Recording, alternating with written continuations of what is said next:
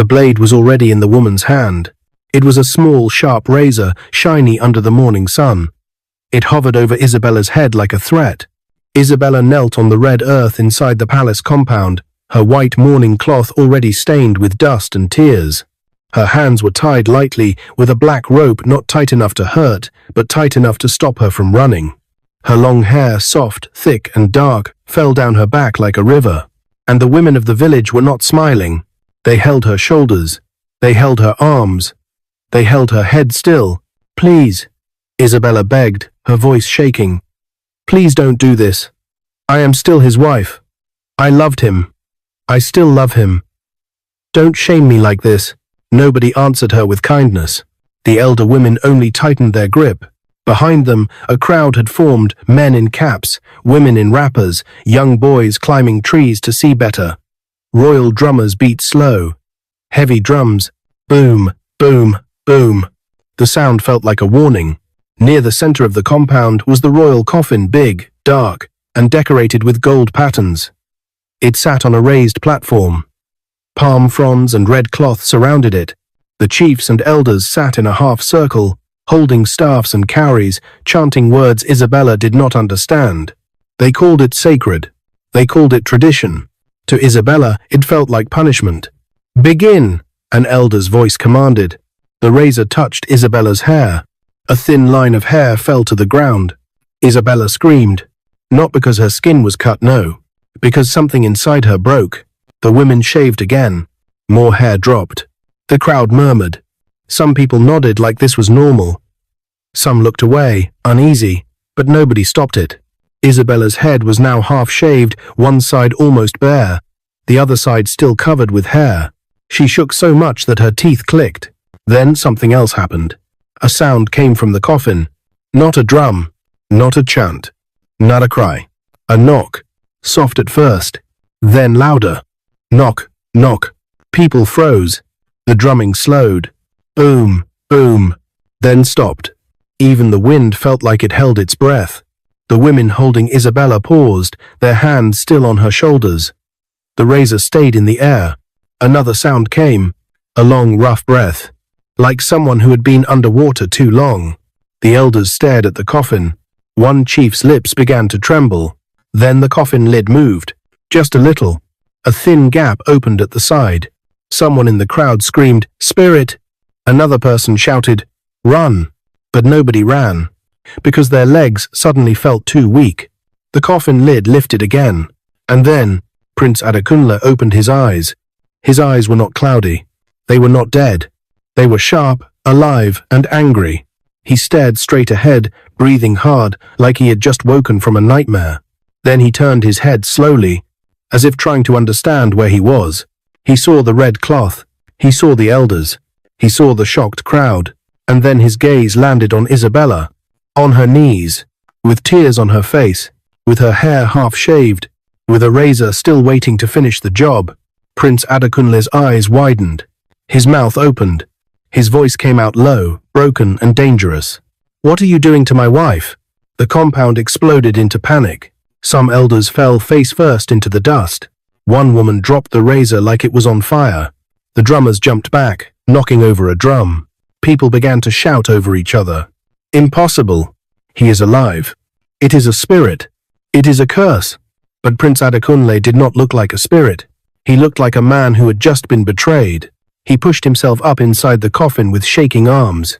His body looked weak, but his eyes looked stronger than ever. He tried to stand. His legs wobbled. Still, he forced himself upright, gripping the side of the coffin like a lion rising from a trap. Isabella was crying so hard she could barely breathe. "Kunle," she whispered. Her voice was small, like a child calling for help. Prince Adekunle heard it, and something deep in him snapped. He stepped out of the coffin, swaying. A few guards moved forward to help him, but he raised a hand, stopping them. He took one step, then another. Every step looked painful, but he kept walking. His eyes locked on Isabella's half-shaved head. He reached her. He knelt down slowly, ignoring the gasps around him, ignoring the chiefs, ignoring the fear. He placed his trembling hands on her cheeks, wiping tears with his thumbs. "Bella," he said, his voice cracking. "I'm here. I'm here. Isabella shook her head, crying. They said you were gone, she sobbed. They said I had to obey. I begged them. I begged them. Prince Adekunle turned his head slowly and looked at the elders. His face changed. It was no longer soft, no longer weak. It was cold, furious, the kind of anger that made strong men look down. The palace compound became silent again. The elders tried to speak, but no words came out. Prince Adekunle's voice rose, still hoarse but powerful. Who gave the order? Nobody answered. He looked around the circle of chiefs. Which one of you sat there and watched them shame my wife? Still no answer. Some elders stared at the ground. Some looked at each other like trapped animals. Prince Adekunle's chest rose and fell fast. He was struggling to breathe, but his anger kept him standing. He pointed at Isabella's hair on the ground. Is this what you call honor? He asked, his voice shaking.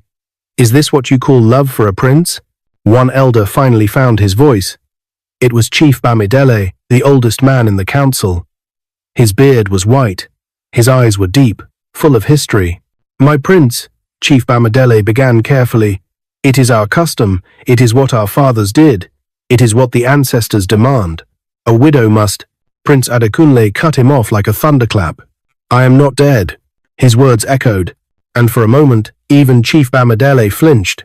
Prince Adekunle stepped closer to the elders, breathing hard. You did not even wait. You did not even question. You put me in a coffin like meat, and you were ready to destroy my wife like she was nothing. The crowd's fear turned into confusion. People started whispering, but they said he was dead. The doctor said his heart stopped. His body was cold. He didn't move. Prince Adekunle's hands tightened into fists. He looked like he wanted to break something, but then he suddenly staggered. His knees bent. His face turned pale. Isabella reached out quickly. Kunle! A guard rushed forward. Your Highness. Prince Adekunle steadied himself with one hand on the ground. His breathing became rough again. His eyes blinked slowly, fighting dizziness. He was alive, yes, but he was not well, and the elders noticed it. Some of them exchanged looks that said something dangerous, looks that asked a silent question. If he collapses again, will we call him dead again? Isabella saw those looks too. Her stomach twisted in fear, because she suddenly realized something. Prince Adekunle waking up was not the end of the danger. It was the beginning. Prince Adekunle lifted his head, staring at the elders. His voice became quiet, and that quiet voice scared them more than shouting. I want the truth. He swallowed, struggling to speak. Who declared me dead? Who rushed my burial? And why did it happen so fast? Chief Bamidele opened his mouth, but before he could answer, another voice shouted from the crowd. It was the palace doctor. People turned.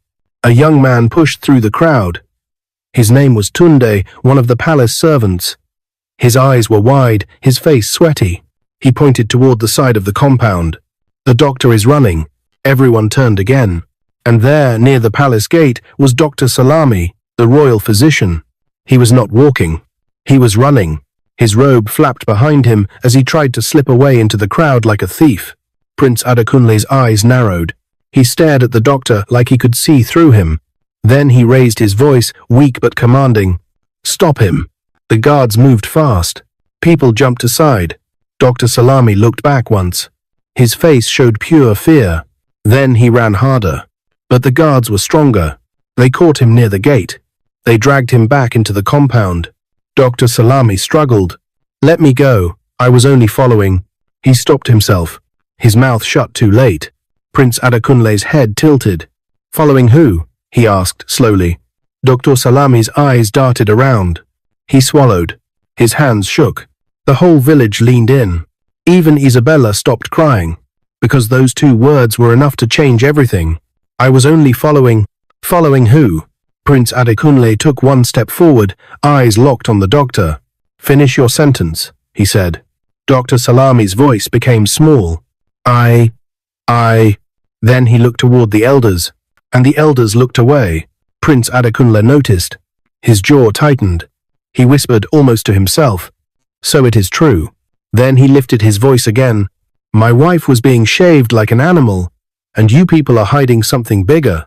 The crowd began to buzz like angry bees. Isabella's hands clutched her torn mourning cloth. Her heart was beating so fast it hurt, because she could feel it. This was not just tradition. This was not just a mistake. Something dark was under it. Something planned. And now, the person who knew the truth, Dr. Salami, was trapped in front of everyone, shaking like a leaf. Prince Adekunle pointed at the doctor.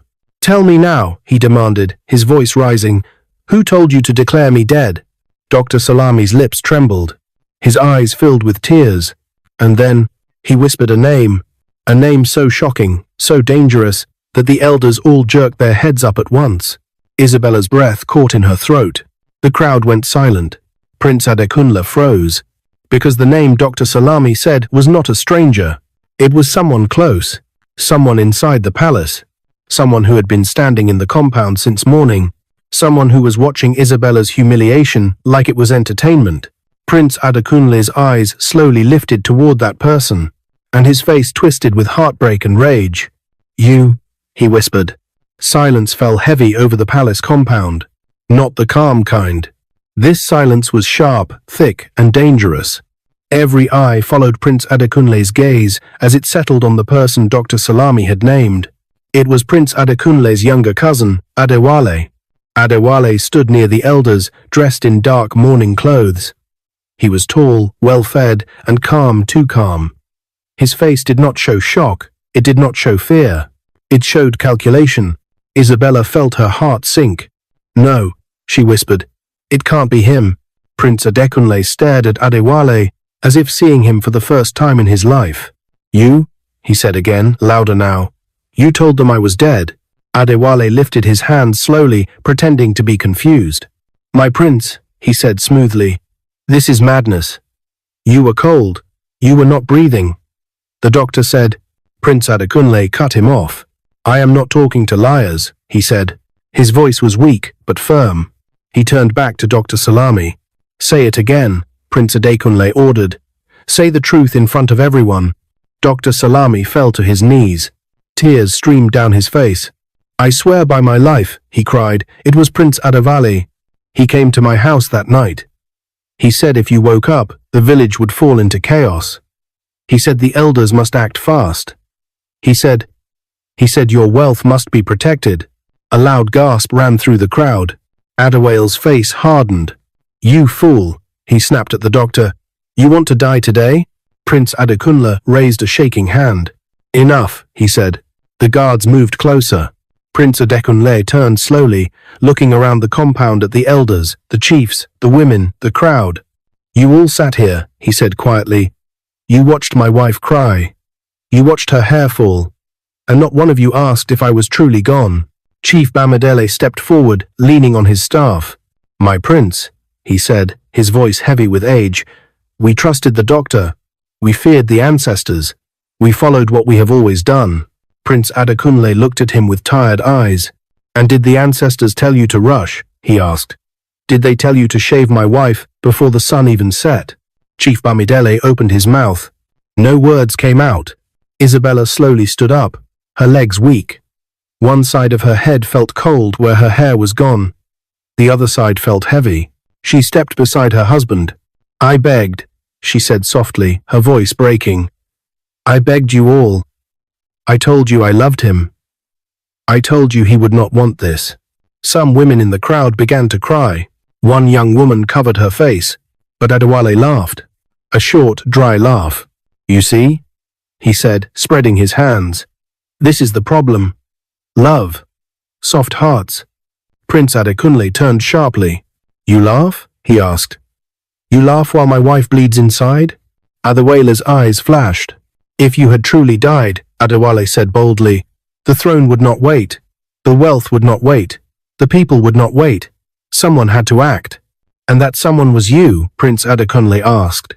"Yes," Adewale replied. "Because you married a foreign woman. Because you weakened tradition. Because you forgot who you were." The crowd murmured. Prince Adekunle swayed again. Isabella held him. "You are tired," she whispered. "Please sit." He nodded and sat on a low stool brought quickly by a servant. His breathing was still rough, but his mind was sharp. "So this is it," he said slowly. You killed me in your mind before my body stopped breathing. Adekunle shrugged. Power does not wait, he said. History favors the bold. Prince Adekunle closed his eyes for a moment. Images rushed through his mind, his collapse, the darkness, the heavy silence. He remembered hearing voices far away. He remembered wanting to wake up, but feeling trapped. He opened his eyes again. This village trusted you, he said. I trusted you. Adekunle smiled coldly. You trusted the wrong man. The elders shifted uncomfortably. Chief Bamidele raised his staff. This matter is beyond tradition now, he said. This is betrayal. Adekunle turned on him. Be careful, old man, he warned. Without me, the palace would have fallen into chaos. Prince Adekunle laughed softly. A sad laugh. You thought I was dead, he said. But you forgot something. He lifted his head. I built this village with my hands, he said. My wealth feeds your markets. My influence protects your borders. My name opens doors across this country.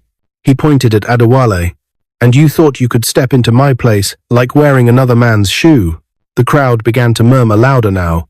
People whispered, he is right. Adekunle was too quick. Why rush the burial? Isabella looked around and saw fear spreading, not fear of spirits, but fear of truth. Prince Adekunle turned to the guards. Take Prince Adekunle away, he said. Not to prison, not yet. Adekunle laughed again. You cannot touch me, he said. The elders will not allow it. Prince Adekunle looked at the elders. Their silence answered him. They stepped aside. The guards moved. For the first time, Adekunle looked surprised. Wait, he said. You are weak. You are not fully alive. You cannot rule like this. Prince Adekunle leaned forward, his eyes burning. I am alive enough, he said, to protect my wife. The guards seized Adekunle. He struggled. This village will regret this, he shouted as he was dragged away. The crowd watched in shock. Isabella felt tears roll down her face, not from pain this time, but from relief. Prince Adekunle turned to her and gently covered her half-shaved head with his cloth. I am sorry, he whispered. I should have protected you better. She shook her head. You came back, she said. That is enough. But even as they held each other, something felt wrong. Prince Adekunle's breathing became shallow again. His hand trembled. A servant rushed forward. My prince. Your lips. They were turning pale. Dr. Salami crawled closer. The condition, he said fearfully. It can return. His heart can slow again if he is stressed. Isabella's heart jumped. What does that mean? She asked. Dr. Salami swallowed. It means he could collapse again. Prince Adekunle heard him. He smiled faintly. So time is not on my side, he said. He looked around the palace one more time. So listen carefully, he said to the elders. Because I may not have much time. The elders leaned forward.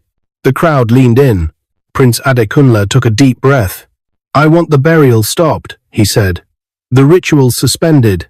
And I want every tradition that harms women brought before me. Gasps filled the air. Chief Bamidele's eyes widened. My prince. That will shake the village. Prince Adekunle nodded slowly. Good, he said. It should.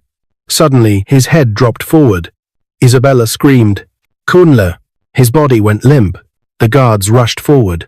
The elders stood in shock. Dr. Salami shouted, Lay him down, quickly. The crowd erupted into panic again. Isabella held her husband's face, tears streaming. No, she cried. Not again. Please not again. Prince Adekunle did not respond. His chest barely moved. And as the palace descended into chaos once more, one terrifying question hung in the air. Prince Adekunle did not wake up. That was the first thing Isabella noticed. They had moved him from the palace compound into the inner royal chamber. It was a large room with tall pillars and carved walls, a place only kings slept. Incense burned softly in the corners. White cloths were spread on the floor. The elders stood outside, whispering like frightened children.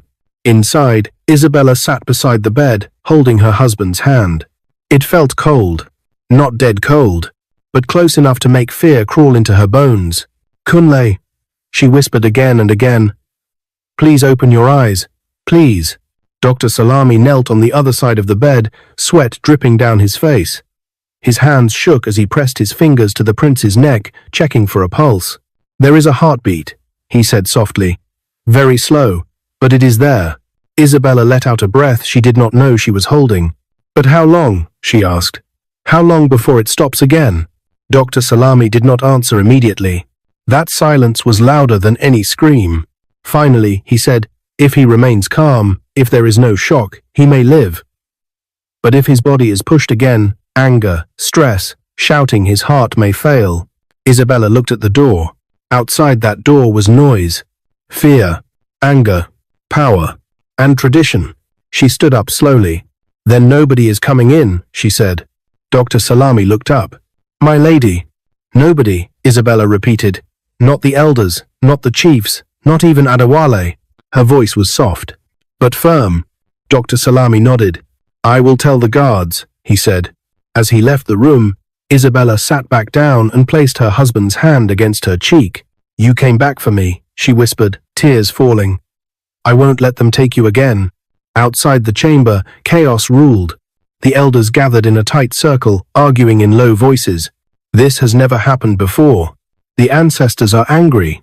A dead prince does not wake up. Chief Bamidele stood at the center, his face heavy with worry. What worries me, he said slowly, is not that he woke up. The others turned to him. It is when he woke up, Chief Bamidele continued. At the exact moment his wife was being shaved, the words settled like dust. One elder whispered, a sign. Another shook his head. A curse. A third said quietly, or a warning. Not far from them, Adewale was being held by guards in a small outer room.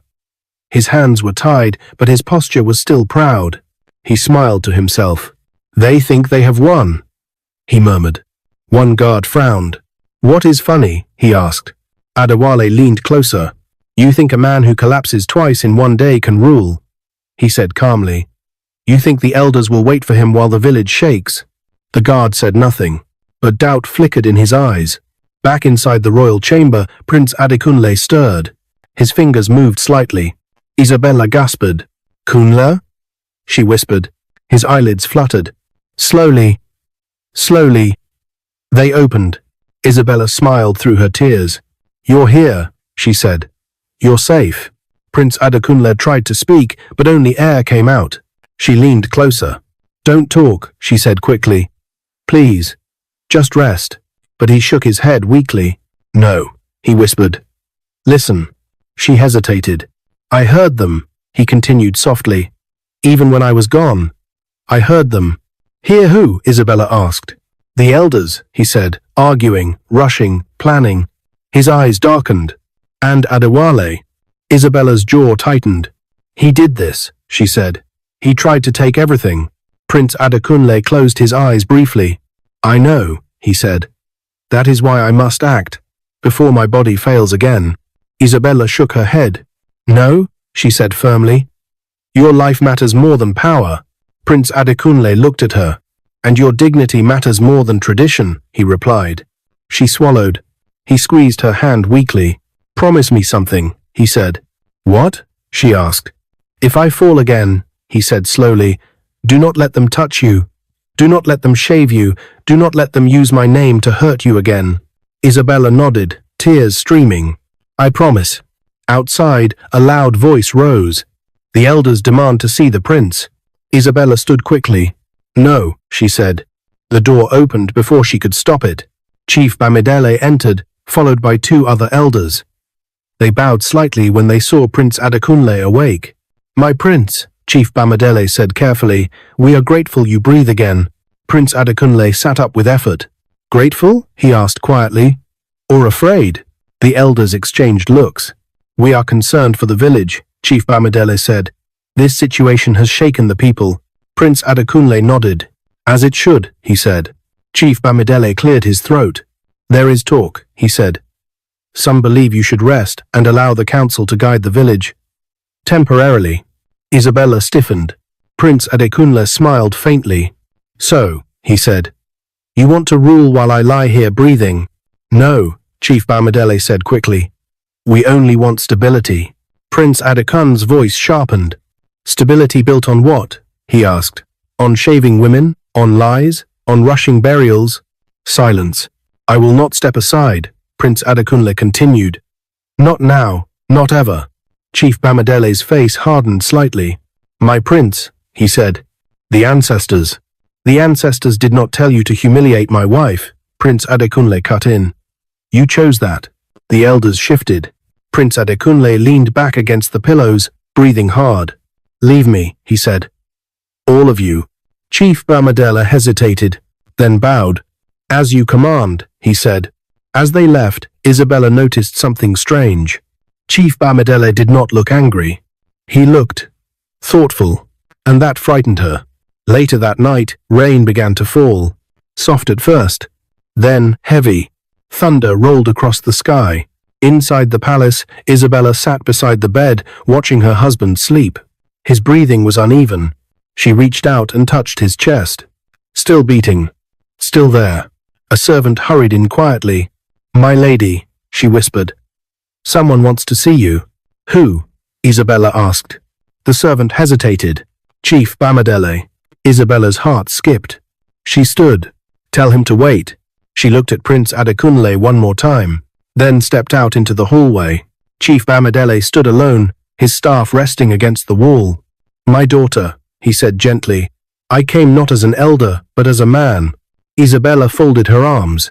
Say what you came to say, she replied. Chief Bamidele lowered his voice. There are forces moving, he said. Quietly. Adewale is not alone. Isabella's stomach tightened.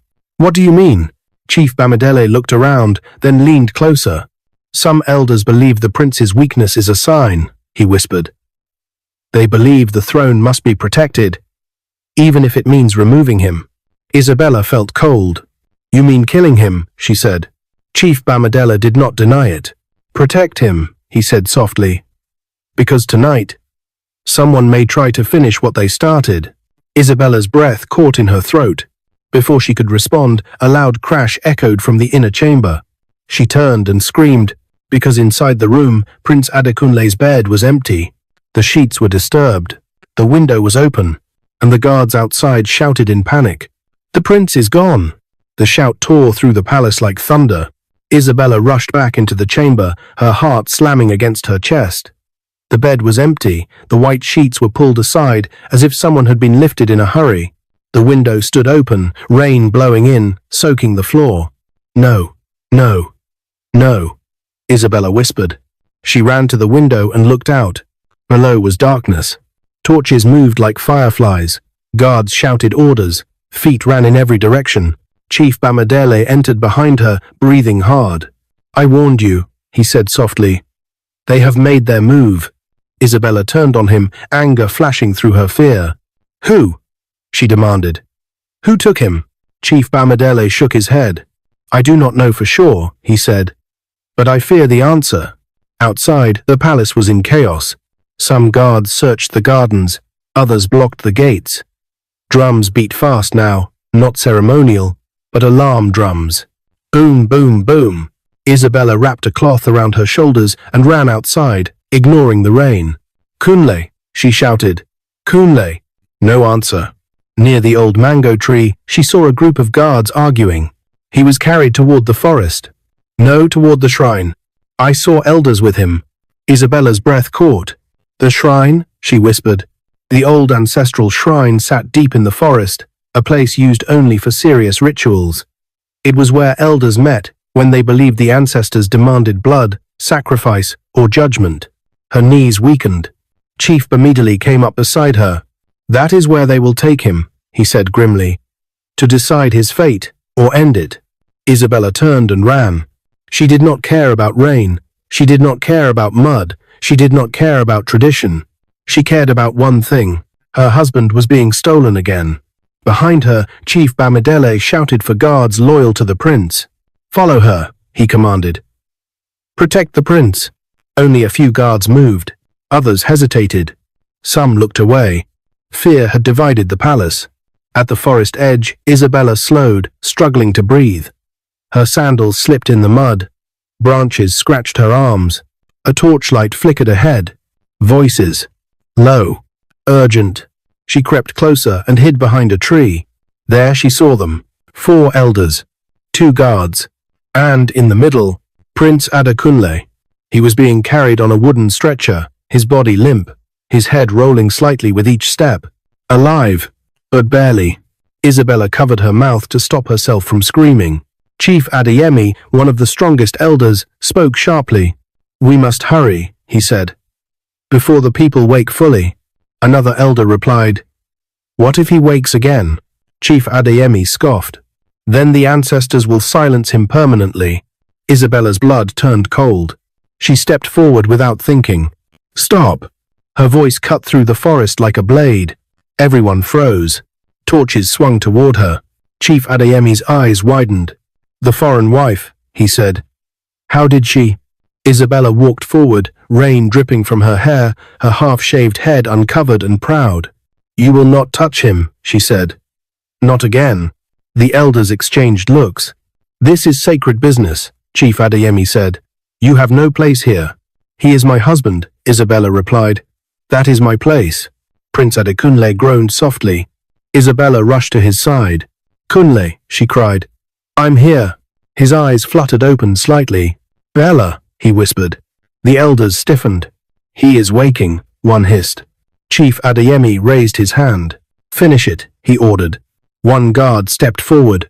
Isabella turned sharply and stood between them. "If you touch him," she said, her voice shaking but strong, "the world will know what you did tonight." The elders laughed. "What world?" Chief Adeyemi asked. "This is our village." Isabella reached into her cloth and pulled out something small. "A phone." The elders stared. "I may be a foreigner," Isabella said, "but I am not powerless." She raised the phone. "I have been recording," she said. "Everything. The shaving, the confession, the kidnapping." Murmurs spread. Chief Adeyemi's smile faded. "You lie." Isabella pressed the screen. Dr. Salami's voice played clearly through the night. "It was Prince Adewale. He told me to declare him dead." The elders stiffened. Isabella continued. "And I have more," she said. "Messages, bank transfers, proof." Chief Adeyemi stepped back. "This cannot leave the village," he said. "It already has," Isabella replied. That was a lie, but they did not know that. Behind them, footsteps rushed closer. Torches multiplied. Chief Bamidele appeared with loyal guards and villagers. Many villagers, men, women, young and old, drawn by fear, drawn by truth. "What is happening?" someone shouted. "Why are they carrying the prince?" Isabella raised her voice. "They tried to bury him alive," she cried. "Now they are trying to finish him." Gasps exploded. "This is false," Chief Adeyemi shouted. "She is cursed. She brings chaos." A woman stepped forward. "The chaos started when you shaved her," she said. Another man added, "We saw him breathe." The crowd grew restless. Chief Adeyemi realized he was losing control. He looked at the guards holding the stretcher. "Take him," he ordered again. "Now! Take him! Now! Take him! Take him! Now! Take him! Take him! Take him! Take him! Take him! Take him!" But the guards did not move. Their hands shook. One dropped his torch. "I will not kill my prince," he said. The other guard stepped back. Chief Adeyemi's face twisted with rage. "You fools!" he spat. Prince Adekunle suddenly coughed. Hard. His chest rose sharply. Isabella grabbed him. "Kunle." He opened his eyes fully now, staring up at the faces above him. "What is happening?" he asked weakly. Isabella smiled through tears. "They tried to take you away," she said. "But you're still here." Prince Adekunle looked around slowly, at the elders, at the guards, at the villagers, at the shrine behind them. Understanding dawned in his eyes. "So," he whispered, "this is how it ends?" "No," Isabella said firmly. "This is how it stops." Prince Adekunle gathered what little strength he had left. He raised his voice. "People of this village," he said weakly but clearly, "I was declared dead before my time. My wife was humiliated in my name. And now, I am being hunted like an animal." The crowd murmured angrily. "If I survive this night," he continued, "things will change." Chief Adeyemi shouted, "Do not listen to him." But the crowd was listening. Prince Adekunle coughed again, blood touching his lips. Isabella screamed. "He needs help," she cried. "Now." Chief Bamidele stepped forward. "Take him back to the palace," he ordered. "Bring the healer, bring the doctors." Some villagers nodded. Others hesitated. Suddenly, a sharp voice cut through the rain. "You are all too late." Everyone turned. From the shadows stepped Prince Adekunle, free, smiling, dry under a hooded cloak. "You should have finished him when you had the chance," Adekunle said calmly. "Now the village will burn." Isabella's heart dropped. Prince Adekunle stared at his cousin in disbelief. "You escaped," he whispered. Adekunle nodded. "The palace has many doors," he said, "and many friends." He raised his hand. From the darkness behind him, armed men stepped forward. Not guards, not villagers. Strangers. Mercenaries. The forest filled with fear. Adekunle smiled wider. "This night," he said, "will decide who truly rules." Prince Adekunle tried to sit up, and collapsed again. Isabella screamed his name as darkness closed in around them. Rain poured harder, drumming against leaves and skin, turning the forest floor into mud. Torches flickered wildly as armed men stepped out behind Adekunle. Their faces were hard, their hands were steady. They were not from the village. Isabella stood over Prince Adekunle's body as he lay on the stretcher, barely breathing. His chest rose and fell in weak, uneven waves. "No," she whispered. "Please. Not now." Adekunle's smile widened as he took slow steps forward. "You see," he said calmly, "this village respects power. Not sickness, not weakness. Power." Chief Bamidele moved to block him. "You have gone too far," the old man said. "You have broken every law, human and ancestral." Adekunle laughed. "Ancestral law?" he asked. "Those same laws you bend when it suits you." The crowd murmured. Fear spread, but so did anger. Adekunle pointed toward Prince Adekunle. "He cannot rule," he said. "He cannot even stand. Let him go quietly. Let the village survive." Isabella lifted her head slowly. Her face was streaked with rain and tears. One side of her head was shaved, the other side clung wetly to her face. She looked small, but she did not look weak. "You speak of survival," she said, her voice rising. "But all I see is fear." Adekunle turned to her. "You should be grateful," he said. "If he dies tonight, your suffering ends." Isabella shook her head. "No," she said. "If he dies tonight, your lies begin."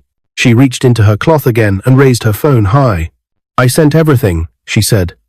"To lawyers, to journalists, to friends who do not live in this village." Adekunle's smile faltered. "Lies," he said quickly, but doubt flickered in his eyes. Prince Adekunle stirred again. He coughed, blood touching his lips. "People of my village," he said weakly. The crowd leaned in. "Tonight, you were told to fear tradition," he continued. "But tradition should protect, not destroy." Adekunle raised his hand sharply. "End this," he ordered. One of the mercenaries stepped forward. Before he could act, a loud horn sounded. Long, deep, powerful. Everyone froze. From the forest path came headlights, cars, black SUVs. They rolled in slowly, cutting through the rain. Doors opened. Men in dark suits stepped out. Then women. Then uniformed officers. The crowd gasped. One officer raised a badge. "Federal authorities," he announced. "This area is now under investigation." Adekunle staggered back. "What is this?" he demanded. Isabella lowered her phone.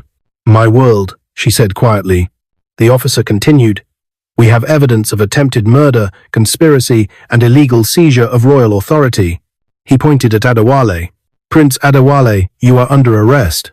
Adekunle turned and ran. He did not get far. Two officers tackled him into the mud. The mercenaries dropped their weapons and raised their hands. The forest filled with shouting orders, metal cuffs snapping shut. Isabella knelt beside Prince Adekunle. "They're here," she whispered. "You're safe." He smiled faintly. "You were always strong," he said.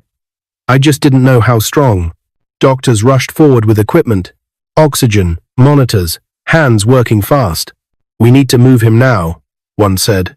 They lifted Prince Adekunle gently and placed him into an ambulance waiting at the edge of the forest. As the doors closed, the crowd stood silent. Chief Bamidele stepped forward. "People of this village," he said, his voice shaking, "tonight we saw our reflection." He looked at Isabella.